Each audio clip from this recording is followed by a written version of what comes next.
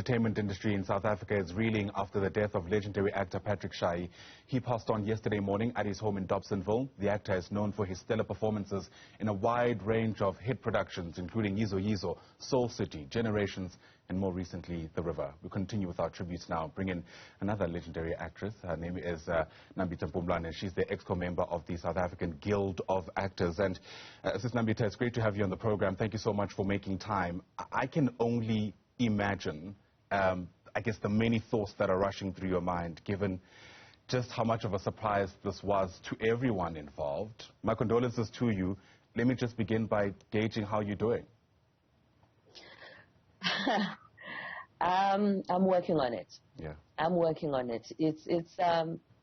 It threw me for a loop.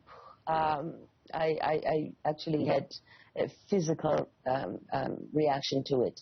Patrick was a very good friend of mine, and we go back to our Yizo Yizo days, if you recall, that we worked on the first Yizo Yizo together. So this was not just a colleague, but it was a friend that I lost yesterday. Sure.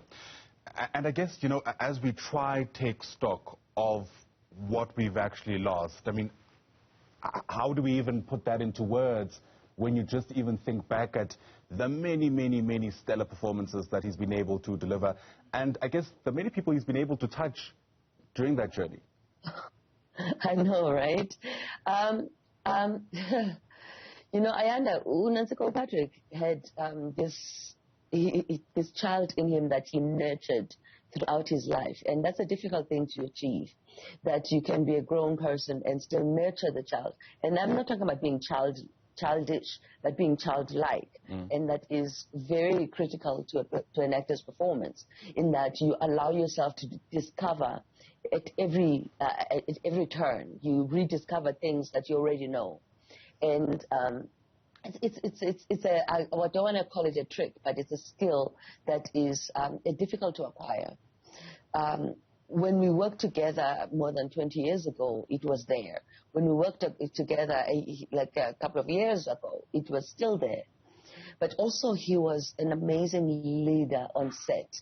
And I know that, you know, having worked with him, you know, we'll be 1 and 2 on set. For those of us who are actors, we know how important those roles are on set. When you're number 1 or you're number 2, that means that you have a leadership role in the team of actors that you're working with.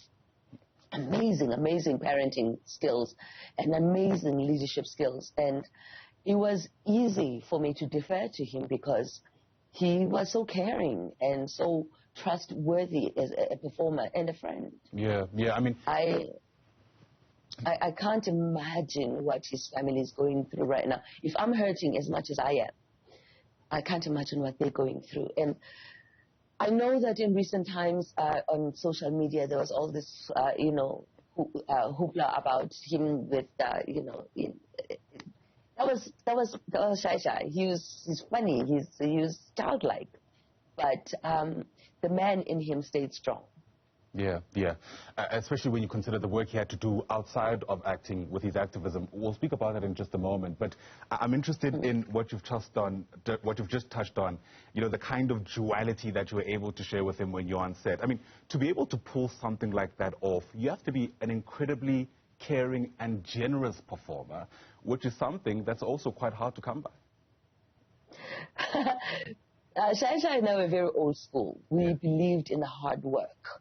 I believe, oh gosh. Okay, well, hard work pays off. And the discovery of your character, the discovery of the person. And when you immerse yourself in the character, you rediscover yourself. And so that work, when you put in that work in yourself and in the character, then there's growth constantly. But also there's a trust between actors that is absolutely imperative, you know, for the performance to come through. I am blessed to know that he trusted me in that way. And I was reflecting with my sister yesterday that you can only fight properly with people that you trust, because then you can let yourself out. And he and I fought like cats and dogs. And when I think about it, yeah, he gave me the gift of trust. And I would like to believe that I gave him that in return. Yeah. You've already touched on, the kind of activity that he was part of or involved in on social media in what we now know were his last days. It's just horrible to even say that out loud. As an activist, you are a friend as well to Patrick Shai.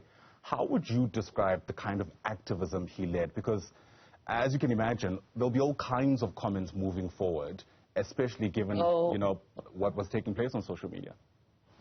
Oh, my word. That was just Shai being himself. Yeah. He had a project called Kulumandoda, which was a family based on gender-based violence. And he made himself available and vulnerable in exposing himself and his past, and used that to educate men. He and I had many discussions, and we talked about, working together on with my women empowerment project and his male empowerment project, and how we can get the two talking to each other, because he talks to men and I talk to women, and we're talking about how do we get each other to listen to each other. And it was very interesting, his take on it, because then we started to talk about how do we get men to hear no, and how do we get women to express no in a way that can be heard. And those are that's how vulnerable he allowed himself to be. But beyond the gender-based violence, he was also an activist. Well, we got fired together from Generations.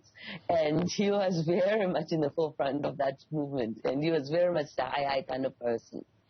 And he was deeply, deeply hurt by what we went through. And I remember conversations where we would be all tearing up, including him, about the way that we were treated. And a lot of people thought that we were, and I can still hear people asking me as recently as, a couple of weeks ago, you guys were just fighting for money. And we kept saying, no, money is easy to fight for. Respect, that's something else. And that's what we were fighting for. And for a grown man to cry and literally shed tears because he feels so disrespected that he can leave his livelihood, his way of feeding his family, and walk out of that. And I think a lot of people, did not understand. Patrick is a breadwinner in his family. And for him to just willingly walk out and say, you're not respecting me, I'm leaving you. That's a big thing. And it wasn't just you're not respecting me, but you're not respecting those like me. And he fought for each and every one of us who are actors. And that's what an activist is. And I would like for him to be remembered for that. Not just an activist for, on gender-based violence, but also for actors in general. He didn't fight for himself alone. He fought for all of us. And I think that's critically important. I know his family understood that, but I'd like South Africa to understand that as well. Yeah. I believe that many of us keep long-standing friendships because in some instances, those relationships give us something, whether it's lessons, a safe space, a home, etc., etc. What was it for you, do you think, in your friendship with Patrick that allowed you to stay in that interaction? In other words, what kind of lesson are you hoping to take away from your knowing this man so intimately? I told you we fought like cats and dogs, right? Yeah. He let me in. And that's a very difficult thing to do. It's a difficult thing for myself. Most actors, most of us were very introverted. And he was very much that. Those of us who were fired from Generations, we still are very, very close with each other. And but Patrick and I shared a very interesting relationship. When he came and joined Generations, he and I spent so many hours in my dressing room. He had his own, but we spent hours in my dressing room. And he'd literally walk in there. I mean, he was my husband. But as much as he was my husband, I was his work wife. He balanced it with his wife at home, so much so that she and I had our own relationship, have our own relationship. I'm still struggling, Ayanda, with the the past and the present as far as that is concerned. And he allowed me in, and as a result, I allowed him in. He and I had a way of communicating with each other that transcended time. And I'm hoping, and he talked to my son, he talked to my son like it was his son. And that means a lot to me. I'm going to miss that idiot. I'm going to miss that stupid man. And I miss him already because, well, God broke the mold when he made him. Sure. Yeah.